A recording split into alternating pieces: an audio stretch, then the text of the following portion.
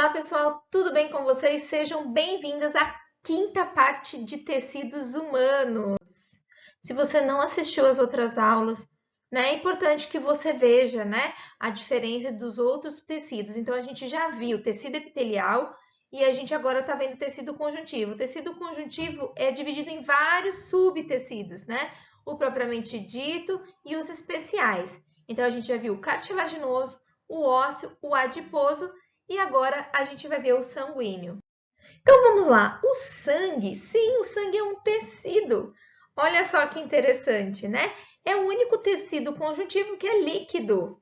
Lembra que eu falei para vocês que o tecido ele tem células e ele tem substância intercelular, né? Então as células são chamadas de elementos figurados, que são as células, né?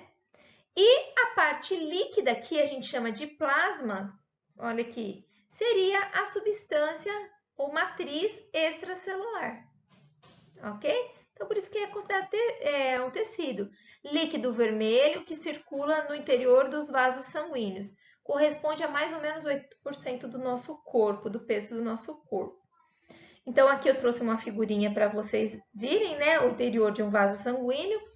Então, nós temos o plasma, que é a parte líquida, como eu acabei de falar, e nessa parte líquida está os elementos figurados, que é a parte sólida, as hemácias, os leucócitos e as plaquetas. Toma cuidado e eu vou falar isso para vocês. Célula é somente hemácia e leucócito. Plaqueta não é célula. Plaqueta é fragmento, restos de célula. A gente já vai estudar. Essa figurinha aqui em cima da minha cabeça, né? Aqui o leucócito, que é o glóbulo branco, não confundam, tá? Aqui em vermelho é a hemácia, glóbulo vermelho ou eritrócito.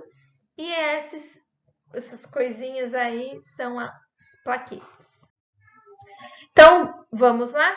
Como eu falei para vocês, o sangue corresponde a 80% do nosso peso do corpo. De todo o sangue, 55% é parte líquida, 45% é feito de célula, parte sólida, ok? E essa parte sólida é dividida em plaqueta, leucócito e hemácia. Lembrando que plaqueta não é célula-célula. E o plasma, do que é feita a parte líquida? É basicamente feito de água, mais 7% é feito de proteína. E que proteína que existe lá no sangue que está sambando na parte líquida, né?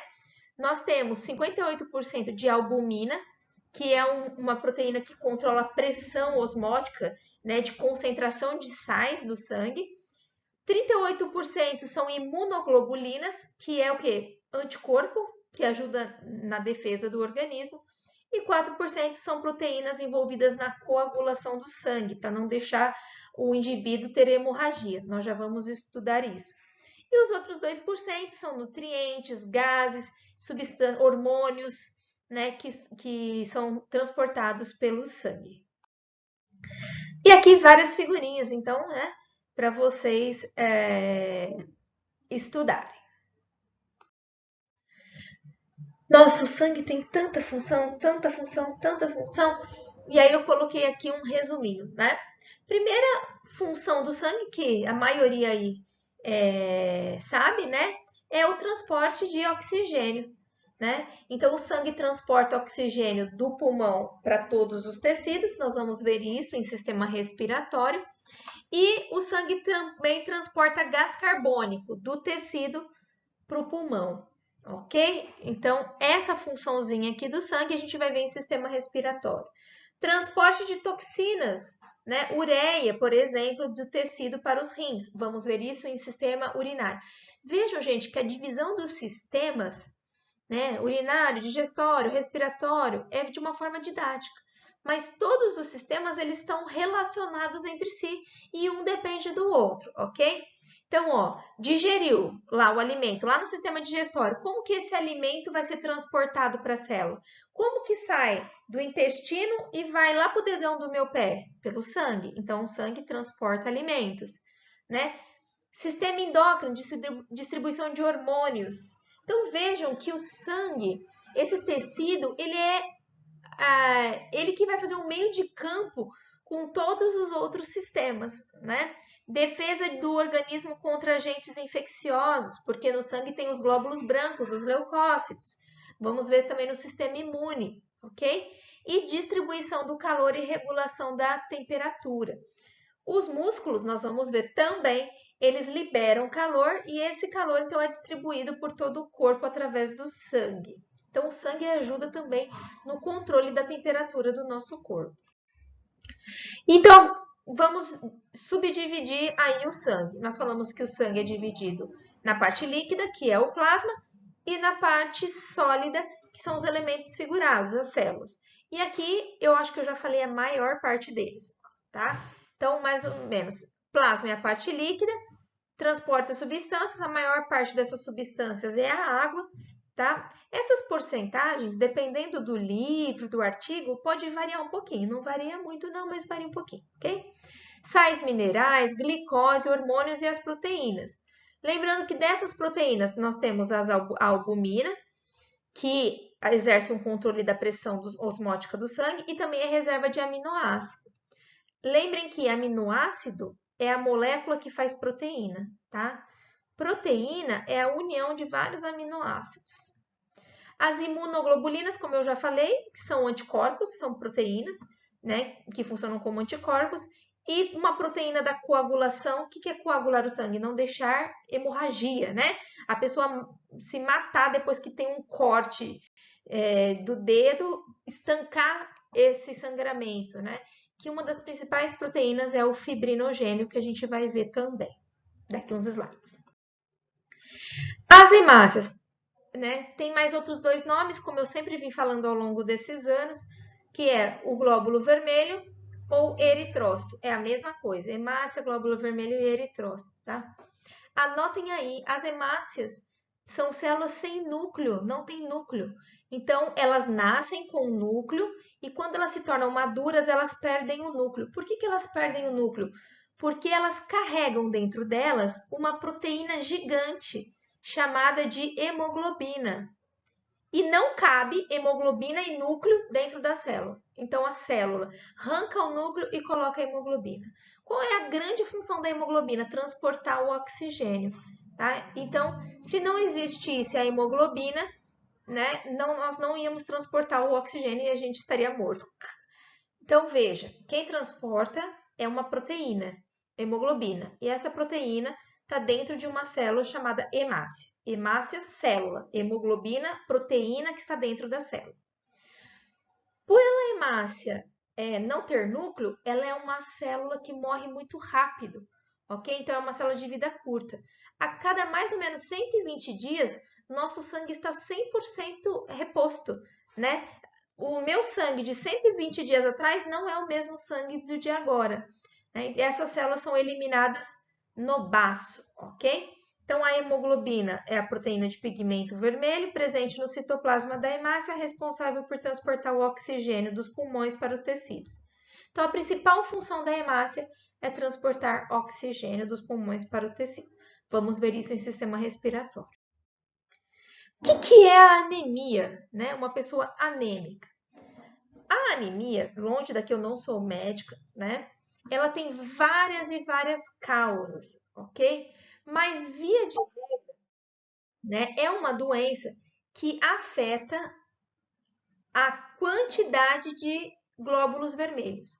Então, eu posso ter uma baixa quantidade de hemácia ou ainda eu posso ter uma quantidade normal de hemácia, mas a quantidade de hemoglobina é baixíssima. Então, tem a célula, mas não tem proteína suficiente para pôr dentro da célula. Isso é causa de anemia. E ainda, a hemoglobina depende de ferro, né, do íon ferro. Então, a anemia também pode ser causada pela deficiência de ferro no nosso organismo, porque o ferro ajuda a compor a hemoglobina. Além disso, existem algumas anemias, né, que são hereditárias, são alterações no gene, como é a anemia falciforme, que a hemácia, em vez de ser um pãozinho, como vocês viram, ela é na forma de foice, anemia falciforme. E a gente vai falar disso quando a gente aprender genética, ok? Aqui está um hemograma. Quando a gente fica doente, a primeira coisa que o médico faz é vai lá tirar e fazer um exame de sangue, né? Então, no exame de sangue, das análises do hemograma é ver a quantidade de glóbulos vermelhos, olha lá, eritrócitos, e da hemoglobina, que é a proteína. Então, tem aqui a quantidade, ó. Esse indivíduo tem um pouquinho acima de eritrócito e aqui hemoglobina está no limite, ok? Ana, e se desse menor? E se, por exemplo, aqui no eritrócito o mínimo é 3,9? E se desse 3, 2,5? Então, isso é sugestivo de que a pessoa está anêmica. A mesma coisa da hemoglobina. O mínimo é 12. E se o indivíduo estivesse com 7? Então, provavelmente seria um indivíduo anêmico. É muito comum, principalmente os meninos aí que gostam de jogar bola, né? Quando um time de futebol vai jogar em algum lugar que é muito alto, com altitude, né, imensa, que os jogadores têm que ir uns dias antes para se adaptar na respiração, né? Por quê? Porque olha que o Rio de Janeiro, ele tem mar, né? Então é a altura do nível do mar.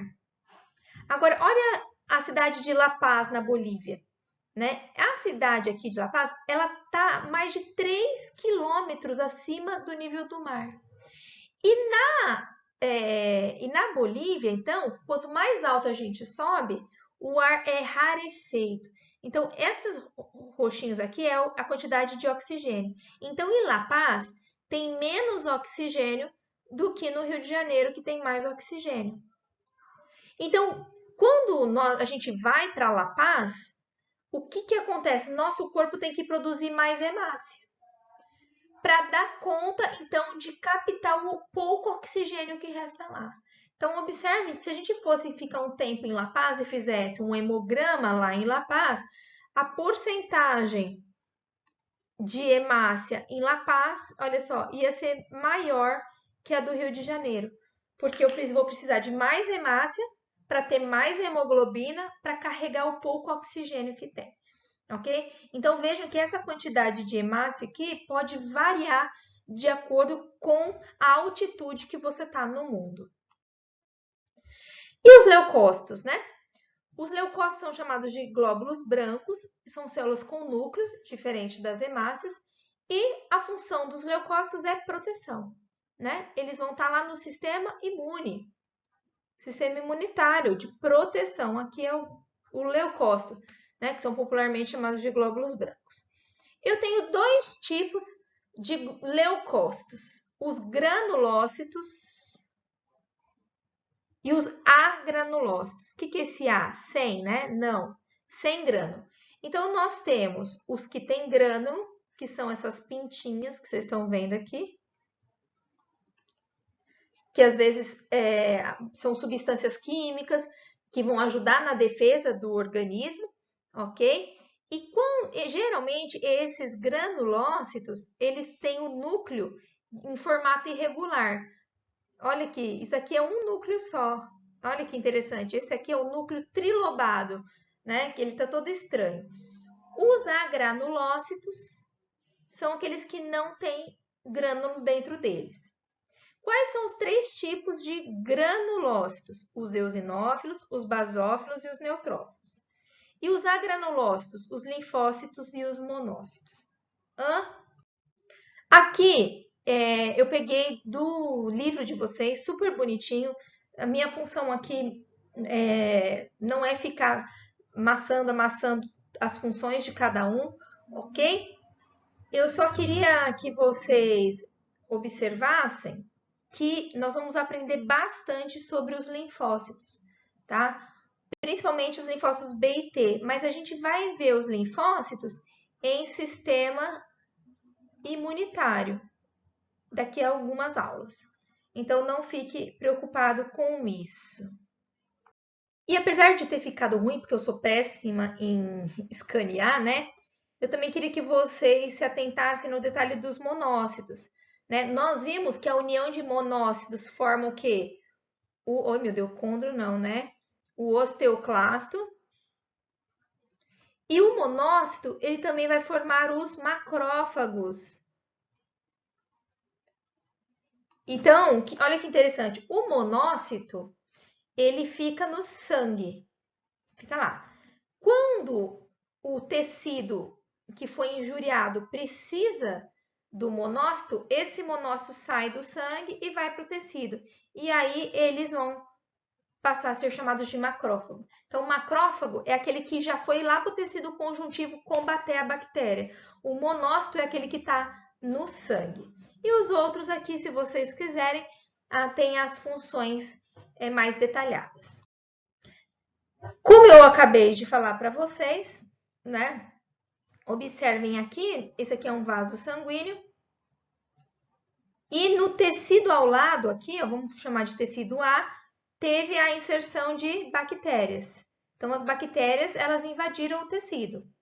Então, o leucócito que está aqui no vaso sanguíneo, ele tem que migrar, tem que passar pela parede do vaso e ir até onde está a bactéria, né?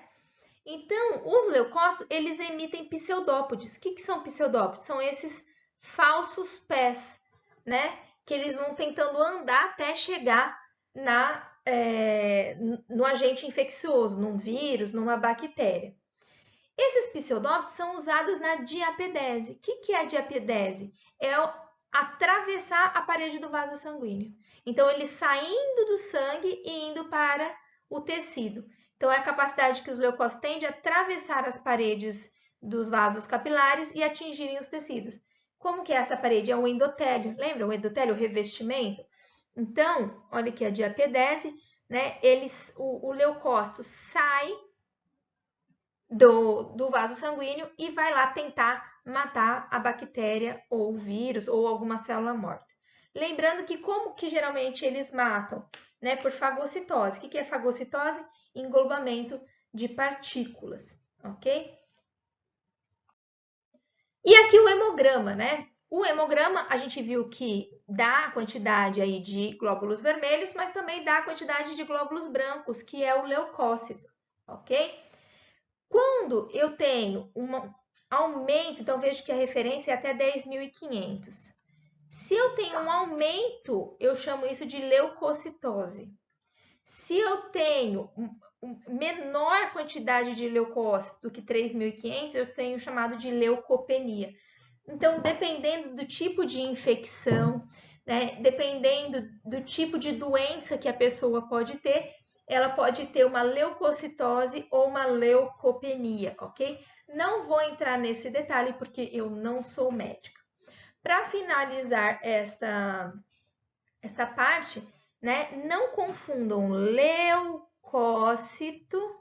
com linfócito. Linfócito é um tipo de leucócito, ok? Esses linfócitos nós vamos estudar melhor lá no sistema imune. Muitos alunos confundem leucócito. Leucócito é o glóbulo branco. É o nome genérico para todas as células, né, de sistema de defesa. Monócito, neutrófilo, basófilo, linfócito. Linfócito são células específicas, né, células brancas específicas, ok? Para não ficar muito grande, não deu tempo de dar plaqueta, tá? Então eu vou parar essa videoaula e a gente volta na próxima videoaula para finalizar o tecido sanguíneo.